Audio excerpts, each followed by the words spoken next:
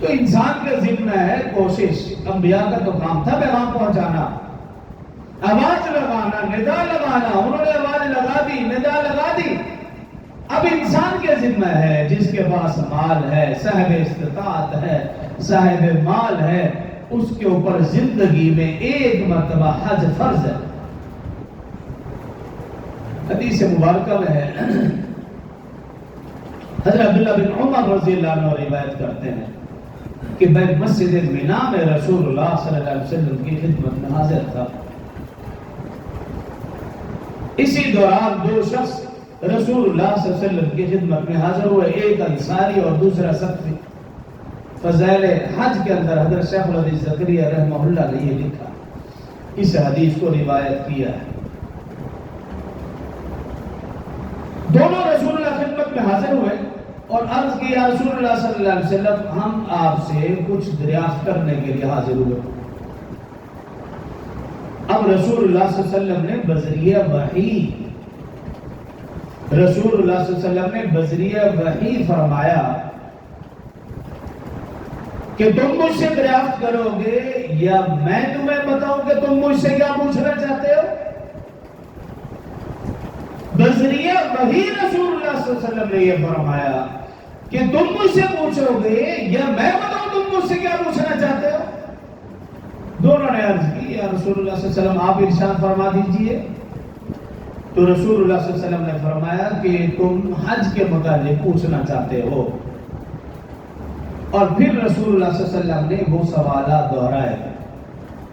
کہا تم یہ پوچھنا چاہتے ہو جو شخص حج کے ارادے سے گھر سے نکلتا ہے اس کا کتنا ثواب، 2 رکعت جو پڑھے طواف کے بعد اس کا کتنا ثواب، وقوف عرفہ میں ٹھہرے اس کا کتنا ثواب، جو شخص صفا مروہ کے درمیان دوڑے اس کا کتنا ثواب، قربانی کرے اس کا کتنا ثواب، سر منڈوائے اس کا کتنا ثواب، طواف زیارت الوداع طواف کرے اس کا کتنا ثواب. یہی پوچھنا چاہتے ہو. ان دونوں نے کہا اس ذات کی قسم جس نے آپ کو نبی برحق بنا کر بھیجا ہے یہی سوالات ہمارے ذہن میں تھے. تو یہ رسول اللہ صلی اللہ علیہ وسلم نے بذریعہ وحی بتایا. قرآن پاک کے اندر ہے وما ينطق عن الهوى، اے پیغمبر آپ اپنی مرضی سے اپنی زبان بھی نہیں ہلا سکتے. رسول اللہ صلی اللہ علیہ وسلم کا ہر قول، فعل، عمل، اٹھنا بیٹھنا چلنا پھرنا اللہ رب العزت کے عین حکم کے مطابق تھا. اللہ رب العزت کے حکم اور اجازت کے بغیر رسول اللہ صلی اللہ علیہ وسلم اپنی زبان بھی نہیں ہلا سکتے.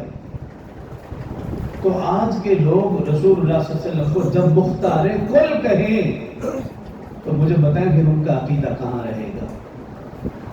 پڑھا لکھا طبقہ علماء رسول اللہ صلی اللہ علیہ وسلم کو مختار کل کہیں، اپنی کتابوں میں لکھیں کہ رسول اللہ صلی اللہ علیہ وسلم عالم الغیب تھے، رسول اللہ صلی اللہ علیہ وسلم مختار کل تھے.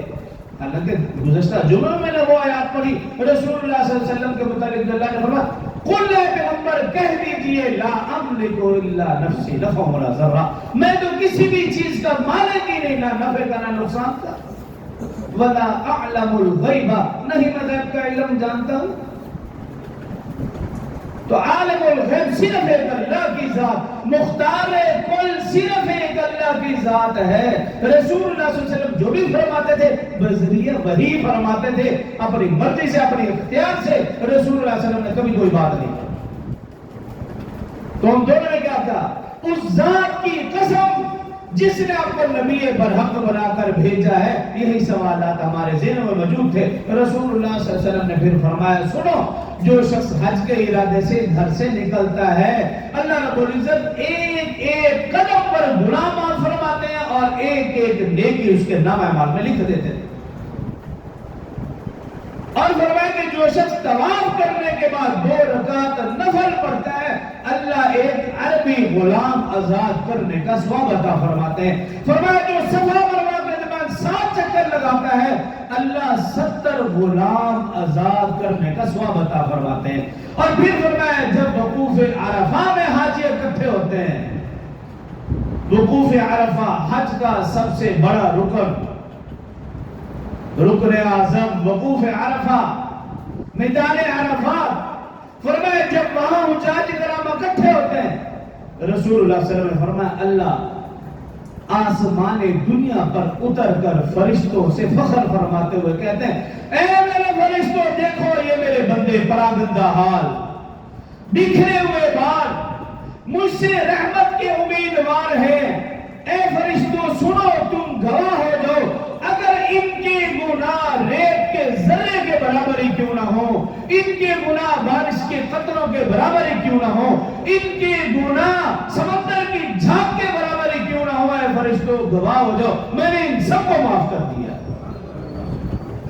پھر رسول اللہ صلی اللہ علیہ وسلم اللہ فرماتے ہیں اے فرشتوں گواہ ہو جاؤ، پھر اللہ ان بندوں سے کہتے ہیں اے میرے بندوں میں نے تم سب کے گناہ معاف کر دیے، صرف یہی نہیں اللہ رب العزت فرماتے ہیں اے میرے بندو جن جن کی تم سفارش کرو گے میں ان کے بھی گناہ معاف کر دوں گا۔ اور حدیث مبارکہ میں ہے کہ جب حجاج کرام قربانی ادا کرتے ہیں تو اللہ فرماتے ہیں یہ قربانی تمہارے لیے پل صراط سے گزرنے کے لیے سواری ہے، تم اس کے اوپر بیٹھ کر پل صراط سے جلدی سے گزر جاؤ گے۔ اور ایک جب حاجی سر مڑواتا ہے رسول اللہ صلی اللہ علیہ وسلم فرمایا ایک ایک بال کے بدلے میں گناہ معاف ہے، ایک ایک بال کے بدلے میں نیکی لکھ دی جاتی ہے۔ اور جب وہ طواف زیارت الوداعی طواف کرتا ہے حدیث مبارکہ میں ہے رسول اللہ صلی اللہ علیہ وسلم نے فرمایا کہ وہ گناہوں سے ایسے پاک صاف جیسا کہ اس نے گناہ کیے ہی نہیں، اور ایک فرشتہ حجاج کرام کے کندھوں پر ہاتھ رکھ کے کہتا ہے اب تم جانا تمہارے گناہ معاف ہیں، اب از سر نو اعمال کرو۔